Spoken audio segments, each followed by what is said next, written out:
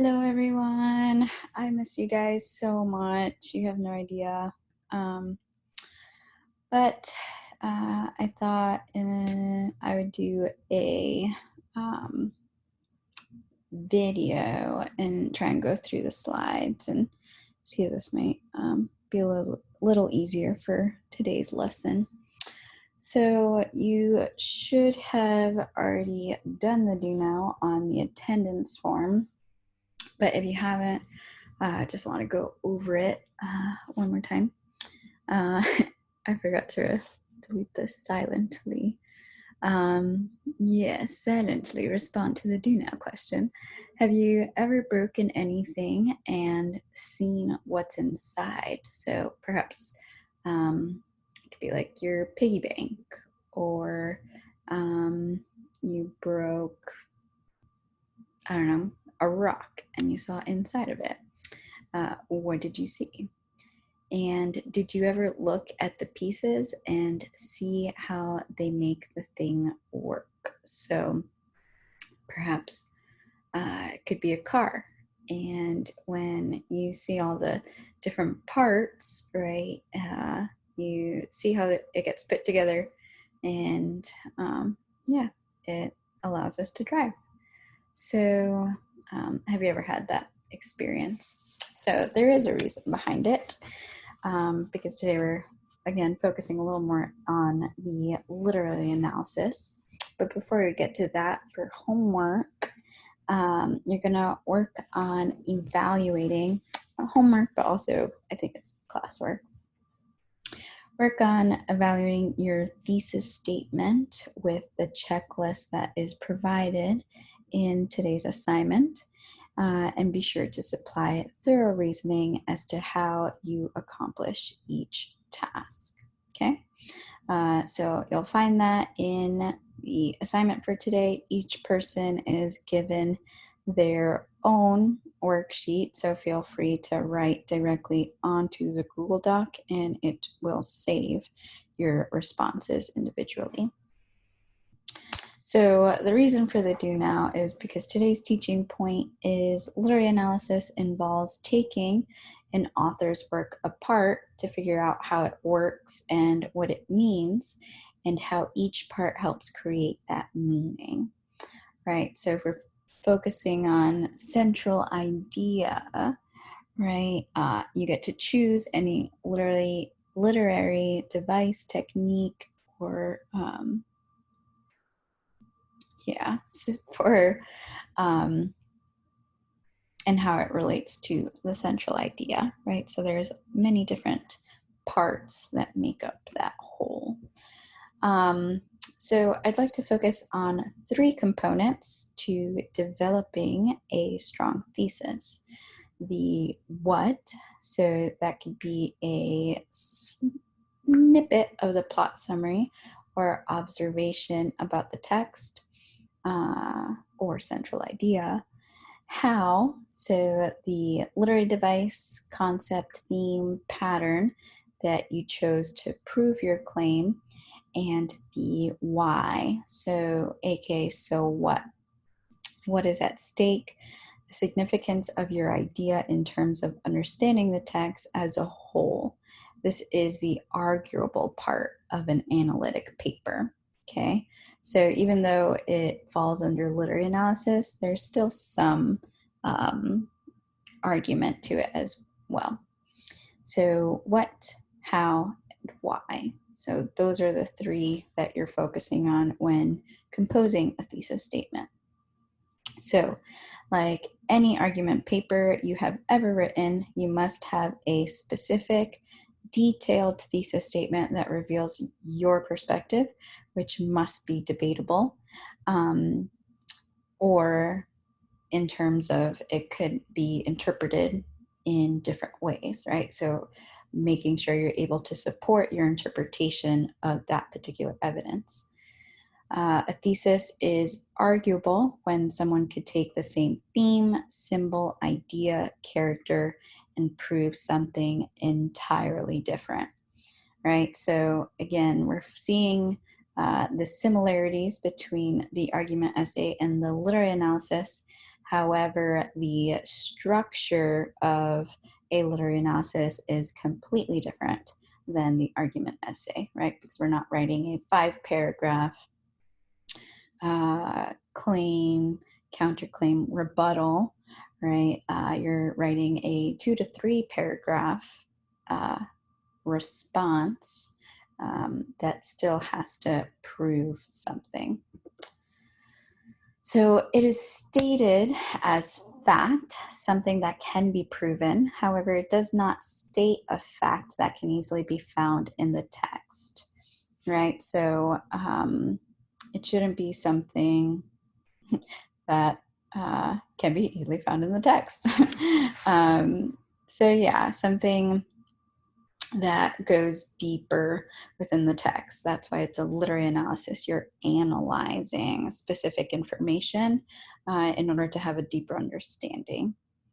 A thesis identifies an observation, so the what and how, and then addresses why this observation exists. So the arguable thesis equals observations from the text, so textual evidence, the what and how, plus the commentary. So why does this observation exist? So what? So I want to give you guys a few examples. So Shakespeare's Hamlet is about a young man who seeks revenge. So if I was to stop there, is there anything here that I am arguing? No, right? Essentially, it's just the central idea here. This thesis doesn't say anything. It's just a summary and it's hardly debatable. So you want to avoid summary statements and obvious observations from the text. Right? He's obviously just seeking revenge for his father's death, and everybody sees this if they read Hamlet. Shakespeare's Hamlet experiences internal conflict because he is in love with his mother. So for those of you who are Freudians or enjoy reading Sigmund Freud, this could be an arguable thesis statement.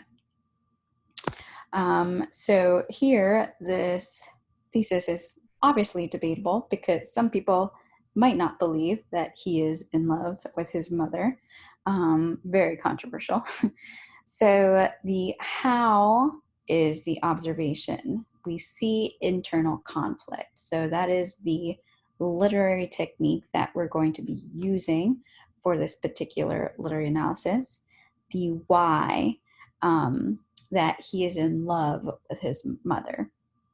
So the rest of the paper will attempt to show, using examples from the text, 1, how Hamlet is in love with his mother, 2, so that could be my first paragraph, right? 2, why he's in love with her, and 3, what implications there are for reading the play in this manner.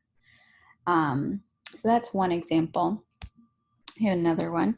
Shakespeare's sonnets reveal how narratives can last in ways that nature cannot. So this is an overly general thesis. If you can plug another text into your thesis is probably too general, right? So a lot of times we say for the theme, that's where most people, it should be general, universal themes, right? However, your thesis statement, that's your focus for your literary analysis. So focus means that your thesis statement should be focused, not general. And the reason why, right, Shakespeare's sonnets, there's many different sonnets that he has written too. So which ones are you going to be focusing on? So for this one, in the poem, Shall I Compare Thee to a Summer's Day? Shakespeare uses images and the structure of the sonnet to convey how the power of human narrative asserts its dominance over nature, right? So kind of similar to the last thesis, however, a lot more specific, right? So the observation where the use of images and the structure of the sonnet. So those are two different types of literary devices used. And the commentary, the power of narrative over nature. So that's your own commentary. Um, so hopefully you guys were able to see the differences between a solid literary analysis thesis versus just a general one, right? Again, I know some people are saying, oh, well, I've already taken the Regents exam and I've gotten a really good score on it. Why do I have to continue doing this? Again, if you've already taken the Regents exam, that's awesome. However, a literary analysis is a literary analysis, and you will be writing these in college anyway. So the focus is being able to write a thorough and strong literary analysis. So this still applies to you. And those of you who still need to take the English Regents, even though this is the smaller portion, or it counts for a smaller portion of the overall grade, a lot of times this is where many people struggle. So if you're able to write a strong literary analysis, that would also help even for the argument, because you have to, each thesis statement is arguable. So for today's assignment, you're working on creating a thesis statement based on the task that you chose. So remember, that's from yesterday's assignment. You were given, I believe, 4 different tasks that you can choose from. So you're choosing one and trying to write your thesis statement on that one. And then, again, you can actually write it directly into that Google Doc that you're assigned, because then it goes through the checklist and then seeing if you can revise your original thesis statement. So that is today's assignment.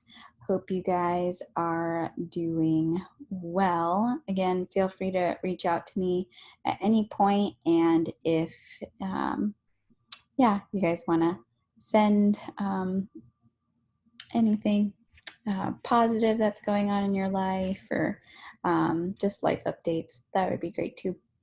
All right, guys, have a good day. Again, let me know if you have any questions. Bye.